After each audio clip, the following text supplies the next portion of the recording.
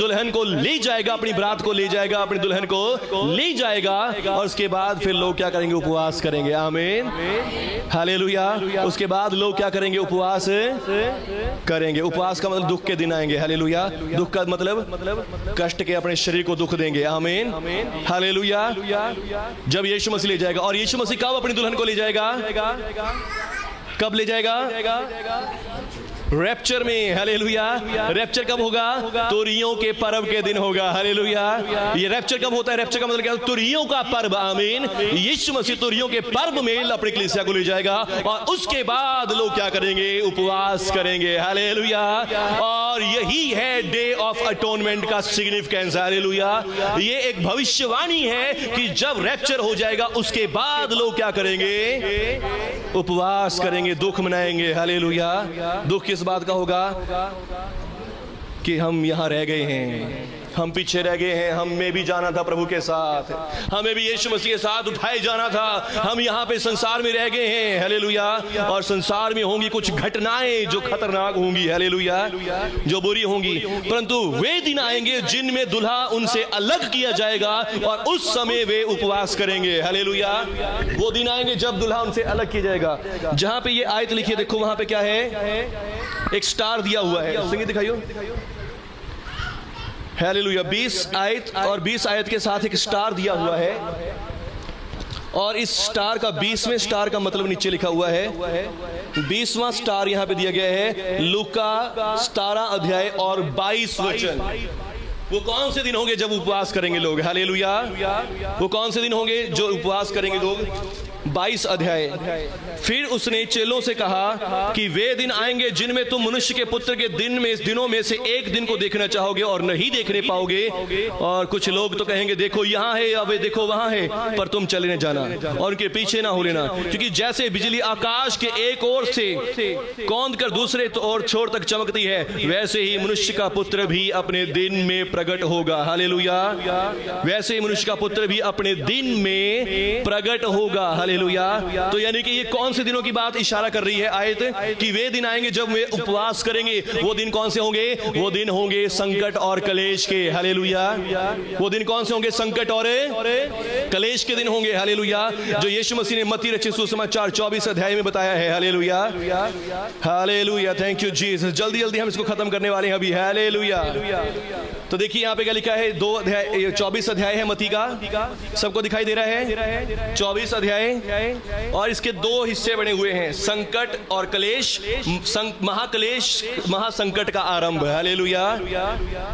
क्या लिखा है यहाँ पे? संकट और कलेश, और फिर महासंकट का आरंभ। संकट और कलेश, महासंकट का आरंभ। तो यीशु मसीह इन दिनों की ओर रेफरेंस कर रहा था। हालेलुया। यीशु मसीह इन दिनों की संकट की ओर, महाकलेश की ओर इशारा कर रहा था कि जब ये संकट और महासंकट के दिन आएंगे, इन दिनों में लोग क्या करेंगे? उपवास। यही है योम किप्पोर का त्योहार। हालेलुया। ये होगा आत्मिक रीति पर योम किप्पोर का त्योहार। हालेलुया। लोग उस समय क्या करेंगे? दुख करेंगे, संकटों में जाएंगे, प्रॉब्लम्स में जाएंगे। कलीसिया तो चली जाएगी अपने दुल्हे के साथ। आमीन। हालेलुया। कलीसिया चली जाएगी अपने दुल्हे के साथ। जब दुल्हा उनसे, बरातियों से अलग कर लीजिएगा, फिर वो क्या करेंगे? उपवास दिन आएंगे, कलेश के दिन आएंगे। और वो संकट और कलेश के दिन यहाँ पे आप पढ़ सकते हैं कि वो कौन कौन से होंगे। पढ़ के सुनाऊं कि नहीं? सारे ने बताओ, पढ़ूं आपके लिए? तो देखिए यहाँ पे लिखा है, जब वो जैतून पहाड़ पर बैठ गया, सब जन ध्यान से सुनेंगे, तो वो चेलों ने एकांत में उसके पास आकर कहा, हमें बता कि ये बातें कब होंगी? तेरे आने का और जगत के अंत का क्या चिन्ह होगा? तेरे आने का और जगत के अंत का क्या चिन्ह होगा? ध्यान से सुन ले, जिसके कान हो सुन ले कि आत्मा कलीसिया से क्या कह रहा है। यीशु ने उनको उत्तर दिया, सावधान रहो, कोई तुम्हें भरमाने ना पाए, क्योंकि बहुत से होंगे जो मेरे नाम से आकर कहेंगे कि मैं मसीह हूं, और बहुतों को भरमाएंगे। बहुत से ऐसे आएंगे अभी, और तुम लड़ाइयों और लड़ाइयों की चर्चा सुनोगे तो घबराना जाना, क्योंकि इनका होना अवश्य है, परंतु उस समय अंत ना होगा। जाति जाति पर, राज्य राज्य पर चढ़ाई करेगा, जगह जगह अकाल पड़ेंगे, भूकंप होंगे, ये सब बातें पीड़ाओं का आरंभ होंगी। तब वे क्लेश देने के लिए तुम्हें पकड़वाएंगे और तुम्हें मार डालेंगे। मेरे नाम के कारण सब जातियों के लोग तुमसे बैर करेंगे। हालेलुया। जैसा आप इन दिनों में देख रहे हैं, सारे पंजाब में ऐसा हो रहा है। हालेलुया। प्रभु के दासों के साथ ऐसा हो रहा है, इतने बड़े प्रभु के सेवक प्रॉफिट विजेंद्र जी के साथ ऐसा हो गया, हम तो है ही क्या। हालेलुया। तो यानी कि ये हो रहा है, आमीन। पर अभी ये शुरुआत नहीं हुई है, आमीन। ये तो सिर्फ ट्रेलर है, क्योंकि उससे पहले हम उड़ जाएंगे, आमीन। हालेलुया। पता लगे पास्टर विजेंद्र जी जेल में से ही गायब हो गए। हालेलुया। और सब देखी जाएगी, हाँ कहाँ गायब हो गए, इनके चेले उठा ले होंगे। हालेलुया। वो उठ जाएंगे, आमीन। हम भी उठ जाएंगे, आमीन। हालेलुया। क्योंकि हम चर्च हैं, क्योंकि अभी ये समय शुरू नहीं हुआ है, ये डे ऑफ अटोनमेंट अभी शुरू नहीं हुआ है, आमीन। उससे पहले क्या होगा, यीशु मसीह अपनी दुल्हन को लेके उड़ जाएगा। हालेलुया। यीशु मसीह अपनी दुल्हन को उठा ले जाएगा। हालेलुया। और उसके बाद ये शुरू होगा, और इस कारण, हाँ, मेरे नाम के कारण सब जातियों के लोग तुमसे बैर रखेंगे। हालेलुया। मेरे नाम के कारण, यीशु मसीह कह रहे मेरा नाम लेने के कारण लोग तुमसे बैर रखेंगे। तब बहुत से लोग ठोकर भी खाएंगे और एक दूसरे को पकड़वा देंगे, ये भी यीशु मसीह का है, ये भी यीशु मसीह को मानता है, और एक दूसरे से बैर रखेंगे। बहुत से झूठे भविष्यवक्ता उठ खड़े होंगे, बहुतों को भरमाएंगे, और अधर्म के बढ़ने से बहुतों का प्रेम ठंडा हो जाएगा, परंतु जो अंत तक धीरज धरेगा उसी का उद्धार होगा। और राज्य का यह समाचार, सारे सुसमाचार सारे जगत में प्रचार किया जाएगा कि सब जातियों पर गवाही हो, तब अंत आ जाएगा। हालेलुया। यानी कि उस समय में भी सुसमाचार प्रचार किया जाएगा। हालेलुया। उस समय में भी सुसमाचार सुनाया जाएगा। कुछ लोग यहां पर होंगे जो सुसमाचार प्रचार करेंगे उस समय में भी। और उसके बाद फिर शुरू होगा महासंकट का आरंभ। इसलिए जब तुम उस उजाड़ने वाली घृणित वस्तु को, जिसकी चर्चा दानियल भविष्यवक्ता के द्वारा की गई थी, पवित्र स्थान में खड़ी हुई देखो, जो पढ़े वो समझ ले। तब जो यहूदिया में हो वे पहाड़ों पर भाग जाएं, जो छत पर हो वो अपने घर में से सामान लेने को ना उतरे, जो खेत में हो वो अपना कपड़ा लेने को पीछे ना लौटे। उन दिनों में जो गर्भवती और दूध पिलाती होंगी उनके लिए हाय। प्रार्थना किया करो कि तुम्हें जाड़े में या सबत के दिन ना भागना पड़े, क्योंकि उस समय ऐसा भारी क्लेश होगा जैसा जगत के आरंभ से ना तो अब तक हुआ और ना फिर कभी होगा। यानी कि बहुत बड़ा दुख, बहुत बड़ी समस्या वाला समय वो आने वाला है। जैसे अभी हमने कोरोना में समय देखा, कोरोना में सब लोग सोच रहे थे कि ले भी ये वही समय आ गया जो प्रभु ने कहा था, ये वही समय आ गया। जब वैक्सीन लग रही थी सबको लग रहा था कि हाँ भाई ये तो 666 की मोहर लगने वाला समय आ गया। हालेलुया।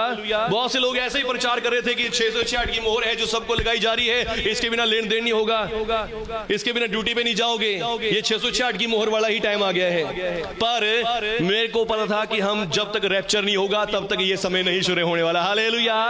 ये मसीहियों के लिए नहीं है, आमीन। तो जितने भी वचन यहाँ पे लिखे हुए हैं इनमें से एक में भी आपका भाग नहीं है। हालेलुया। बोलो यीशु मसीह के नाम की आमीन। हालेलुया। इन सारे वचनों में आपका भाग कहीं पर भी नहीं है, आमीन। ये सारे वचन तब पूरे होंगे जब हम रैप्चर हो जाएंगे। हालेलुया। तो इसीलिए मैंने कहा था कि कलीसिया के लिए नहीं है, पर कलीसिया के लिए आनंद की बात इसमें है कि हम यहां पर नहीं होंगे, आमीन। कई बार जब हम इसको पढ़ते हैं हम आज के समय से इसका मिलान करना शुरू कर देते हैं कि हाँ ये ऐसा हो रहा है, अभी भी ये अभी भी हो रहा है। कुछ कुछ बातें हैं जो हो रही हैं। हालेलुया। क्योंकि हम अंत के समय में हैं, तो अंत के समय में अभी शुरुआत में है, हम एंडिंग में नहीं है। हालेलुया। ये एंडिंग का समय है, अंत का। हालेलुया। ये संसार के अंत का समय है और अंतिम समयों के चिन्ह है। और हम कई बार आज के समयों को मिला के कहते हैं कि हाँ यही है और अपने आप को यहां पर डालने की कोशिश करते हैं, पर ये हमारे लिए नहीं है, आमीन। ये वचन हमारे उठाए जाने के बाद ही पूरे होने वाले हैं। बोलो आमीन। अब बोलो आमीन। हालेलुया। ये हमारे उठाए जाने के बाद पूरे होंगे। आप इन दुख के संकट के, महाक्लेश के संकट को, दिनों को नहीं देखोगे, आमीन। हालेलुया। आप इन दिनों को नहीं देखोगे यीशु मसीह के नाम पर, आमीन। क्योंकि प्रार्थना किया करो कि तुम्हें जाडे में या सबत के दिन, सबत कौन मानते हैं? यहूदी मानते हैं, ये यहूदियों के बारे में है। हालेलुया। और क्योंकि उस समय ऐसा भारी क्लेश होगा जगत के आरंभ से अब तक ना हुआ और ना कभी होगा। यदि वे दिन घटाए ना जाते तो कोई प्राणी ना बचता, परंतु चुने हुओं के कारण वे दिन घटाए जाएंगे। अब चुने हुए कौन है? यहूदी लोग हैं। हालेलुया। ये यहूदियों को रेफर करके बोला गया है। आमीन। हमारे लिए नहीं है। आमीन। हम बुलाए हुए हैं सब दुनिया में से। आमीन। हालेलुया। जिन्हें बुलाया है उन्हें धर्मी भी ठहराया और जिन्हें धर्मी ठहराया उन्हें महिमा भी दी। हम बुलाए हुए लोग हैं सब दुनिया में से। आमीन। जिनको प्रभु ने अपने राज्य में बुलाया है। हालेलुया। पर हमेशा से चुने हुए लोग कौन है? अब्राहम, इसहाक, याकूब और इजराइल। आमीन। हालेलुया। उस समय यदि कोई तुमसे कहे देखो मसीह यहां है, तो वहां ना जाना और विश्वास ना करना, क्योंकि झूठे मसीह और झूठे भविष्यवक्ता उठ खड़े होंगे और बड़े बड़े चिन्ह और अद्भुत काम दिखाएंगे। यदि हो सके तो चुने हुओं को भी भरमा देंगे। ये आज के समय के प्रॉफिट्स की बात नहीं है, आज के समय के भविष्यवक्ताओं की बात नहीं है कि वो बड़े बड़े चिन्ह करेंगे। हालेलुया। वो तो यीशु मसीह की सेवा कर रहे हैं, यीशु मसीह के बारे में बता रहे हैं, यीशु मसीह के पास आओ, यीशु मसीह के पास आओ, यीशु मसीह के पास। वो यीशु मसीह की सेवा नहीं करेंगे, वो कहेंगे हमारे पास आओ। हालेलुया। हम ही मसीह हैं, हम ही खुदा हैं, हम ही रब हैं। हालेलुया। और फिर देखो, मैंने तुमसे पहले ही तुमसे सब कुछ कह दिया है। इसलिए यदि तुम में से कोई कहे देखो वो जंगल में है, तो बाहर ना निकल जाना, देखो वो कोठरियों में है, तो विश्वास ना करना। हालेलुया।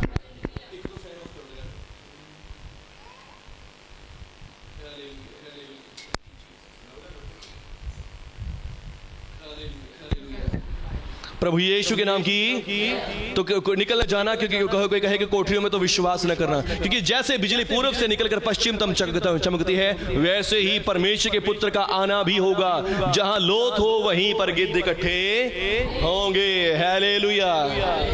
तो ये परमेश्वर की वाणी है। आमीन। ये संकट और क्लेश का समय आने वाला है और महासंकट का आरंभ होने वाला है। हालेलुया। पर ये तब होगा जब यीशु मसीह कलीसिया को उठा ले जाएंगे। आमीन।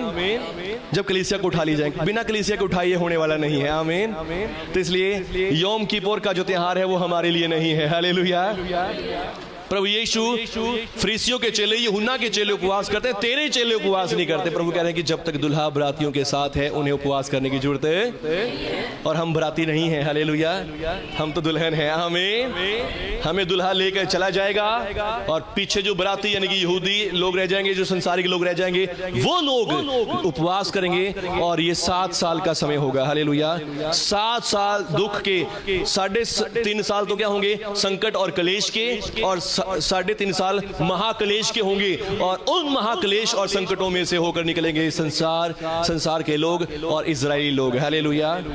और इजरायली लोगों को मौका दिया जाएगा एक बार फिर से मौका दिया जाएगा कि वो पापों का प्रायश्चित करें, परमेश्वर की बातों को माने, यीशु मसीह पर विश्वास करें, यीशु मसीह को अपना उद्धारकर्ता ग्रहण कर लें और परमेश्वर के साथ उनका मेल मिलाप हो, और परमेश्वर भेजेंगे यीशु मसीह को वापस। हालेलुया। सेकंड कमिंग में यीशु मसीह को परमेश्वर वापस भेजेंगे उनके बचाव के लिए, उनको रेस्टोरेशन करने के लिए। आमीन। हालेलुया। और जब यीशु मसीह दोबारा आएंगे तो वो होगा तंबुओं का पर्व। हालेलुया। लास्ट पर्व इस दुनिया का, आमीन, परमेश्वर का, वो खत्म होगा तब। हालेलुया। जब यीशु मसीह वापस आएंगे, यीशु मसीह आकर उनके बीच में तंबू करेंगे, अपना डेरा उनके बीच में करेंगे। आमीन। और हम यीशु मसीह के साथ वापस आएंगे। हालेलुया। और जब तक यीशु मसीह नहीं आएंगे, हम सब स्वर्ग में से इन सारी बातों को देखेंगे जो आज हमने यहाँ पे पढ़ी हैं। आमीन। हालेलुया। तो ये सच्चाई है। आमीन। ये सच्चाई है, ये होने वाली है। यीशु मसीह के बारे में भविष्यवाणी थी, यीशु मसीह कुंवारी से जन्म लेगा, दुख उठाएगा, मरेगा, जिंदा हो जाएगा, और वो हो गया। हालेलुया। फिर पवित्र आत्मा उतरेगा, कलीसिया बनेगी, कलीसिया बनेगी और आज तक बढ़ती जा रही है। आमीन। हालेलुया। इसमें एक और भेद की बात थी, वो थी दानियल नबी की। जब तुम उस उजाड़ने वाली घृणित वस्तु को खड़ा कर दे, देखो जो दानियल नबी ने कहा है। हालेलुया। वो मैंने नहीं पढ़ी क्योंकि वो लंबा हो जाएगा और अभी टाइम भी नहीं है। आमीन। कितना आपको गहराई से, वो बाद में आपको बता दूंगा कभी। हालेलुया। पर दानियल नबी को परमेश्वर ने कहा था कि 70 सप्ताह बीतेंगे। आमीन। 70 सप्ताह से में क्या होगा? ये सारी बातें, 6 बातें पूरी होंगी। हालेलुया। वो 6 बातें इसमें पढ़ लिखी है, मैं आपको बता दूं कभी। और 6 बातों में से क्या होगा? एक मसीह का आना होगा, मसीह का मरना होगा, और मसीह के बाद कलीसिया का उठाया जाना होगा, और उसके बाद मसीह का दोबारा आना होगा।